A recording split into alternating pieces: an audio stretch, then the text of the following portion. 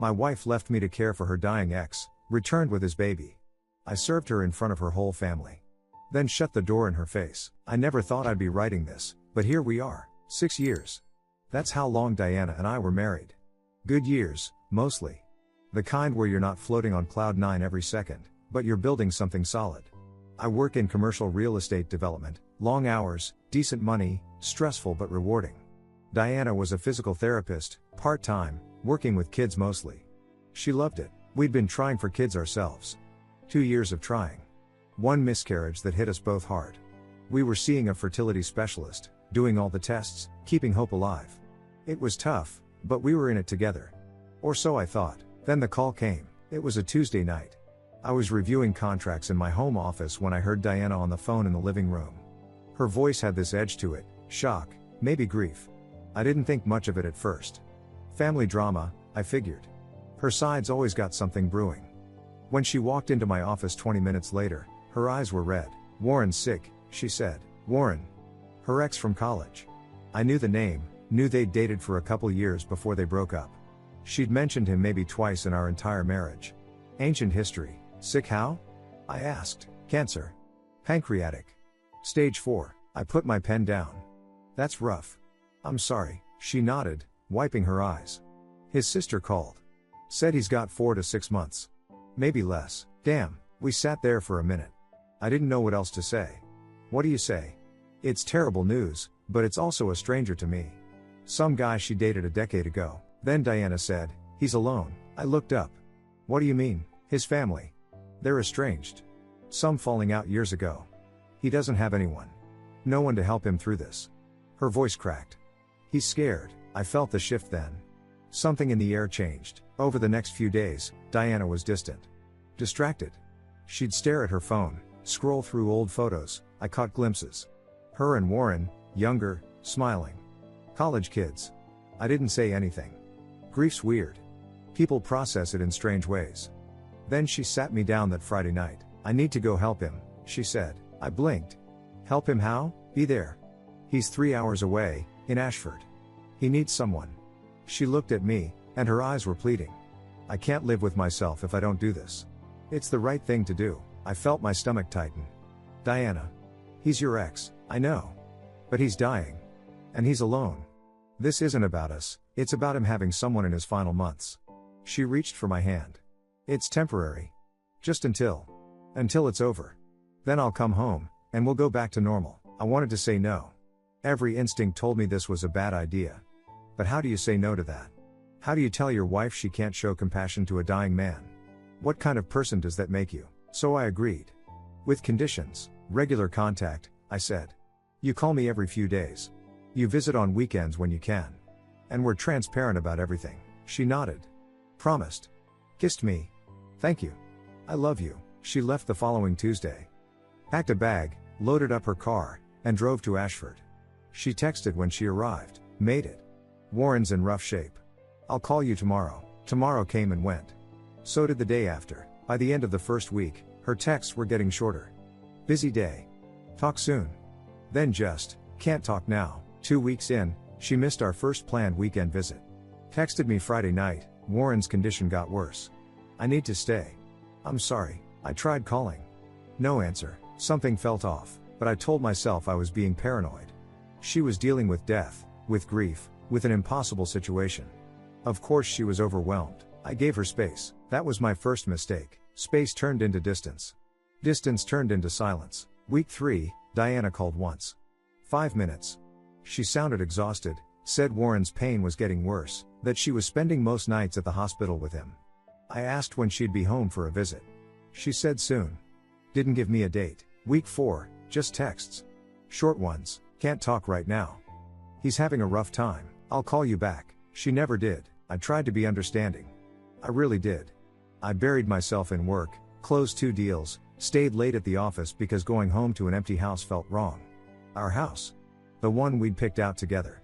The one we were supposed to fill with kids. By the end of the first month, I started calling her family. Her mom, Claudia, answered on the 3rd ring. "Oh, honey, Diana's just doing something beautiful.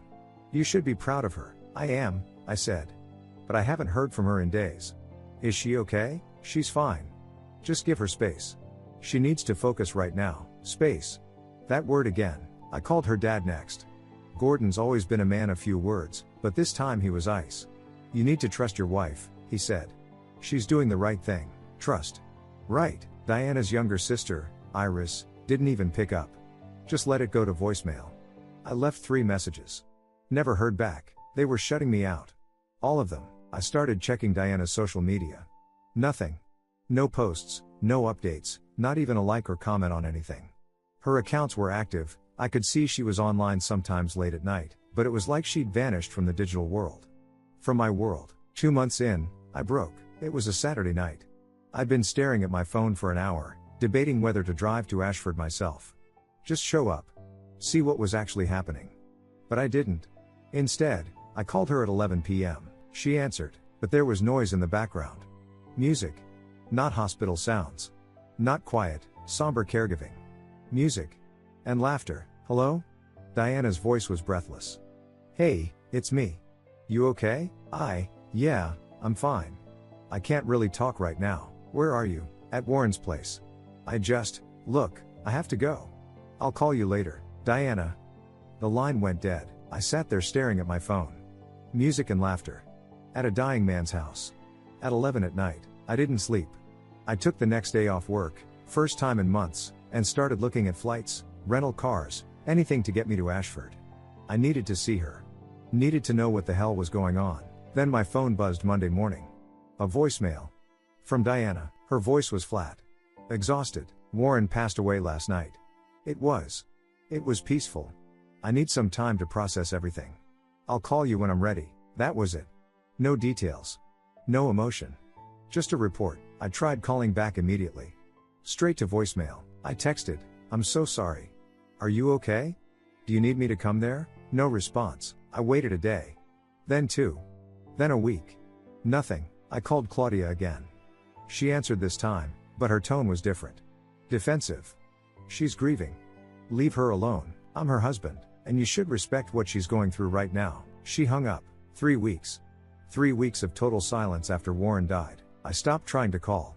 Stopped checking my phone every 10 minutes. Stopped hoping. I started seeing a therapist.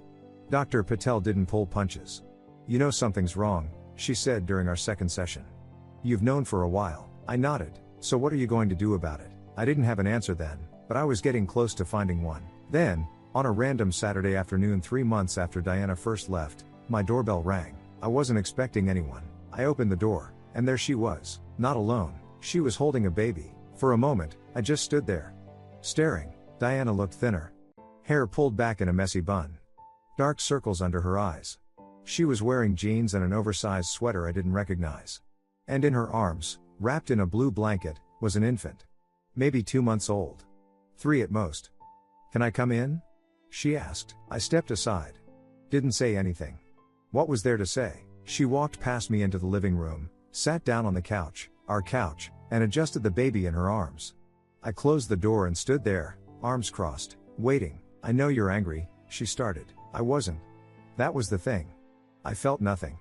Just cold, empty clarity. His name is Warren, she said, looking down at the baby. Warren Jr. Of course it was. Diana took a breath. I need to explain. Then explain. She started talking. Slowly at first, then faster, like she needed to get it all out before she lost her nerve. Warren didn't die right away. He held on for another month after she got there. They spent a lot of time together. Talking. Reminiscing. Old feelings came back. It just happened, she said, like that phrase erased everything. They slept together. Multiple times. She got pregnant. Warren found out a few weeks before he died. He was happy, she said. It gave him peace. Something to leave behind. She kept talking. The baby came early. Warren had been dead for 6 weeks when she gave birth. His family wanted nothing to do with her or the child. Turns out Warren had lied about being estranged. His parents were just done with his mess. Her own family was overwhelmed. Claudia and Gordon already raised their kids. Iris has her own life. Nobody had room for Diana and a newborn. I don't have a job, she said, voice cracking. No money. I've been staying with my parents, but it's not working. I didn't know where else to go. She looked up at me. Tears streaming down her face. I know I hurt you. I know I messed up. But I need help. Please. I didn't yell. Didn't throw her out. Didn't cry. I smiled. Not a big smile. Just a small one. Calm. Almost pleasant. Diana stopped mid-sob.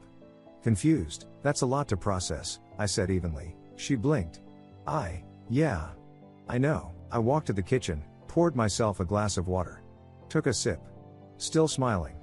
The smile didn't reach my eyes, but she couldn't see that from where she was sitting. Your family knows? I asked, walking back. About all of this? She nodded. They've known for a while. How long? Since before Warren died. They knew I was pregnant. I nodded slowly. Kept smiling. I see. Diana looked like she didn't know what to do with my reaction. She'd probably expected rage. Screaming. Maybe violence. Instead, I was calm. Reasonable. I'd like to meet with everyone, I said. This weekend. Your parents' place. We should all sit down and talk this through properly. As a family. Her eyes widened. Hope flickered across her face. You'd do that? Of course. I sat down across from her. This is a complicated situation. We need to figure out the best path forward. Together. She started crying again. But this time, it was relief. Thank you. God, thank you. I was so scared you'd just shut me out. I kept smiling. We'll figure it out. She stood up, baby still in her arms. I should go. Let you process. But Sunday? At my parents'? Sunday works. I walked her to the door. She paused on the threshold, looking back at me. I really am sorry. I know, I said. See you Sunday. She left. I stood in the doorway, watching her car pull away. The baby carrier in the backseat. Diana wiping her eyes as she drove. I closed the door, and the smile dropped. I walked straight to my desk, pulled out my phone, and scrolled through my contacts. Found the name I needed. Gideon Ross. Divorce attorney. We'd worked together on a real estate deal 2 years ago. Sharp guy. No nonsense. I hit dial. He answered on the second ring. This is Gideon. Gideon, it's me. I need your help. And I need it fast. Tell me everything, Gideon said. I did. The whole story. Diana leaving for Warren. The months of silence. Her coming back with his baby. Her family knowing the whole time. Gideon didn't interrupt. Just listened. I could hear him taking notes. When I finished, he was quiet for a moment. This is clean, he finally said. Adultery. Abandonment. Child that isn't yours. How fast do you need this done? Tomorrow. I'm meeting with her and her family Sunday afternoon. Tomorrow? He let out a low whistle. That's tight. But doable. I'll need you in my office first thing Sunday morning. 7:30. Can you make that? I'll be there. Good. I'll have everything ready. Base divorce. No custody complications. Clean asset division. You're going to walk away from this with everything that's yours. I don't want anything that's hers. I just want out. Even better. See you Sunday. I hung up and sat in the silence of my house. Our house. Except it hadn't been ours for months, had it? Just mine. Waiting for someone who'd already left. I didn't sleep much that night. Not because I was anxious. I wasn't. I felt calm. Focused. Like something that had been broken for months was finally clicking into place. I lay in bed staring at the ceiling, thinking about the last 6 years. The good parts. The trying for kids. The miscarriage. Diana crying in my arms. Me promising we'd get through it together. Funny how those promises work. Sunday morning, I was up at 6. Showered, dressed, grabbed coffee.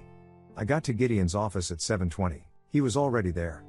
Papers spread across his desk. You weren't kidding about fast, I said. You're a good client. And this case is straightforward. He slid the papers across. Read through everything. Make sure you understand what you're signing. I read. Every line. Petition for divorce on grounds of adultery. Division of marital assets, clean split, nothing contested. Diana waived right to spousal support due to her infidelity. No child custody issues because the child wasn't mine. It was all there. Black and white. The end of a marriage in 20 pages. This is perfect, I said. Sign here. And here. Initial here. I signed. Gideon notarized each page, attached his seal, stacked everything neatly. I'll file these tomorrow morning first thing, he said. She'll be served officially by Wednesday. But you said you're giving her a copy today? In front of her family. They all knew what she was doing. They all stayed quiet. They all expected me to just take her back. Gideon nodded slowly. You're braver than most of my clients. It's not about bravery. It's about making sure they all understand. Her choices are not my responsibility. He handed me a manila envelope. Good luck. I left his office and sat in my car for a minute. The envelope on the passenger seat. Inside was the end of everything Diana and I had built. 6 years, reduced to legal language and signatures. I didn't feel sad. Didn't feel angry. I felt free. I started driving. 20 minutes to her parents' house. I knew the route by heart. We'd spent countless Sundays there. Family dinners. Holidays. Gordon grilling in the backyard. Claudia fussing over us. Playing board games with Iris. All those memories felt like someone else's life now. I thought about Diana sitting there yesterday with Warren's baby. Her tears. Her desperation. Her hope that I'd just fix everything for her. Like I always did. Like I was supposed to. Not anymore. I pulled into the driveway. 3 cars already there. Diana's sedan. Claudia's SUV. Iris's little hybrid. Everyone was here. Waiting for me. Waiting for the reunion. The reconciliation. The moment where I stepped up and played the hero. I grabbed the envelope and stepped out. The front door opened before I even reached it. Claudia stood there, arms wide, smile plastered across her face. "Oh, we're so glad you came," she said, pulling me into a hug I didn't return. Come in. Let's talk about how we move forward as a family." I stepped inside. The dining room was set. Sunday lunch spread across the table. Gordon sat at the head, nodded at me. Iris was perched on the couch, gave me a weak, sympathetic smile. And Diana sat in the armchair by the window, baby in her arms, eyes locked on me. Nervous. Hopeful. Desperate. They'd set a place for me. Right next to Diana. I sat down. Placed the envelope on the table in front of me. And waited. Claudia started before I'd even settled into my chair. "We're all so grateful you came," she said, hands clasped together like she was about to lead a prayer. "This has been such a difficult time for everyone, but family is family. We work through things. That's what makes us strong." Gordon cleared his throat. "A real man steps up when things get hard. Provides. Protects. That's what marriage is about. That's what commitment means." I nodded. Didn't say a word. Iris shifted uncomfortably on the couch. She looked at Diana, then at me, then down at her hands. Claudia kept going. Diana made a sacrifice. She put her own comfort aside to care for someone who was dying. Alone. That takes incredible strength. Incredible compassion. She reached over and squeezed Diana's shoulder. "Not many people would do what she did. She's always been the brave one," Gordon added. "Even when we were kids, she was the one who helped everyone else. That's just who she is." Diana sat there, baby sleeping in her arms, tears forming in her eyes. She looked at me across the table and mouthed, "I'm sorry." Iris finally spoke up, her voice soft. "It must have been so hard for you, Diana. Losing Warren. Becoming a mom. All of it alone. We're here for you now." They were building a narrative. The heroic daughter. The compassionate caregiver. The strong single mother who needed her family's support. And by extension, who needed mine. I let them talk. Listened to every word. Claudia went on about moving forward and what's best for everyone. Gordon threw in comments about doing the right thing and manning up. Even Iris, quiet as she was, nodded along with the script. Finally, Claudia turned to me. "So," she said, her voice gentle but expectant. "What do you think? Can we work through this? For everyone's sake?" The room went silent. All eyes on me. Diana's gaze was locked on mine. Pleading. Hopeful. She shifted the baby slightly in her arms, like a visual reminder of what was at stake. I reached into my jacket, pulled out the manila envelope, slid it across the table to Diana. She stared at it. Confused. "What's this?" "Open it," I said. My voice was calm. Steady. Her hands trembled as she picked it up. She had to adjust the baby to one arm, awkwardly tearing open the envelope with her free hand. Papers spilled out slightly. She pulled them free, eyes scanning the first page. The color drained from her face. "Divorce papers?" Her voice cracked. I nodded. "Signed. Filed Friday. You'll be served officially this week, but I wanted you to have a copy now." Silence. Then Claudia gasped. "What are you doing?" Gordon shot to his feet, his chair scraping loudly against the floor. "You can't just, after everything we just talked about." "I listened," I said, standing slowly. "I listened to all of it." Diana was staring at the papers, shaking her head. No, wait, please." I looked at her. Then at Claudia. Then at Gordon. "She left me to be with him," I said. "Had his baby while married to me. Came back because she had nowhere else to go." I paused. "You all knew. You watched her destroy our marriage and said nothing. Expected me to just. What? Take her back? Raise his kid? Pretend this didn't happen? Claudia's face twisted. She needed you. No, I said. She needed someone. Anyone. I was just convenient. I looked directly at Diana. She was crying now, but it was panic, not grief. Your choices are not my responsibility. I turned toward the door. Diana scrambled up, baby in one arm, reaching for me with the other. Her hand caught my sleeve. Wait, please, where am I supposed to go? I gently pulled my arm free. Didn't look back. That's not my problem anymore. I walked to the door. Opened it. Behind me, the room erupted. Claudia screaming. Gordon shouting something about cowardice. Iris crying. Diana sobbing, begging me to stop. I stepped outside. Closed the door, got in my car, started the engine. In the rearview mirror, I could see Diana standing in the doorway, still holding the baby, her family crowding around her. Claudia's arms were flailing. Gordon was pointing. Iris had her face in her hands. I put the car in reverse, didn't look back again. Just drove. I drove home in complete silence. No music. No radio. Just the sound of the road beneath my tires. When I got back to my house, I walked inside and sat on the couch. The same couch Diana had sat on 2 days ago with Warren's baby. I pulled out my phone and blocked her number. Then Claudia's. Gordon's. Iris's. One by one, deleted. My phone buzzed within minutes. Unknown numbers. I let them ring. Then I changed my number entirely Monday morning. Gideon filed the papers as promised. Diana tried to contest, claimed emotional distress, said she'd been coerced into signing away her rights. Her lawyer was some kid fresh out of law school who took one look at the timeline, the documented adultery, the 3-month abandonment, and advised her to let it go. She didn't listen at first. Dragged it out for 6 weeks. Cost her money she didn't have. In the end, the judge signed off without even requiring a hearing. Fault-based divorce. Finalized. I never spoke to Diana again, but I heard things.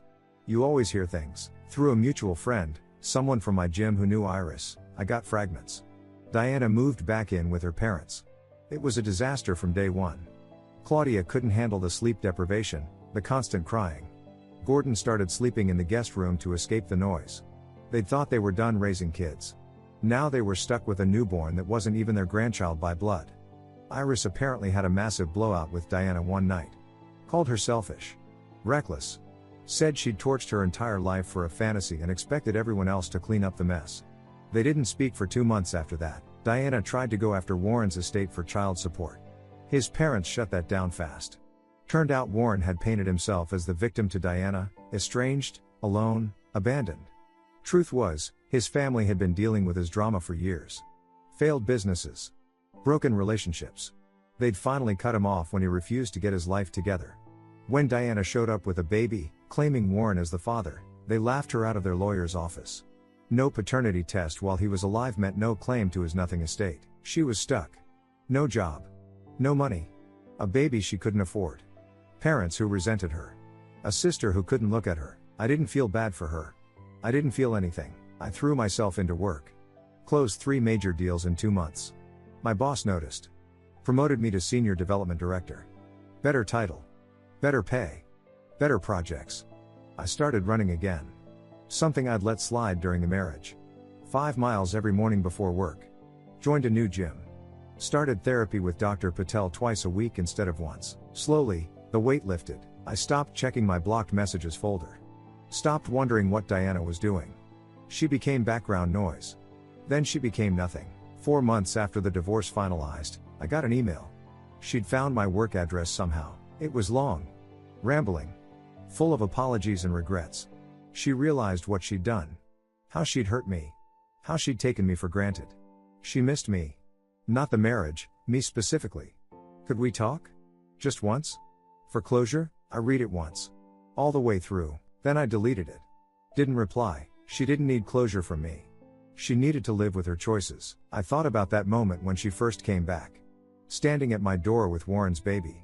The way she'd assumed I'd just fold. Take her back. Fix everything. Be the safety net she could always count on. The smile I gave her that day wasn't cruelty. It was clarity. I'd already decided. The divorce papers were just the formality. People think revenge is about destruction. It's not. It's about boundaries. I didn't ruin Diana's life. She did that herself. I just refuse to be collateral damage. 6 months post-divorce, I'm sitting in a coffee shop on a Saturday morning. Laptop open.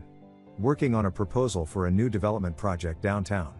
My phone buzzes, a text from Calvin, a friend from work. Drinks tonight? Bringing some people from the office. I smile. A real smile this time. Yeah, I'm in. I close the laptop and finish my coffee.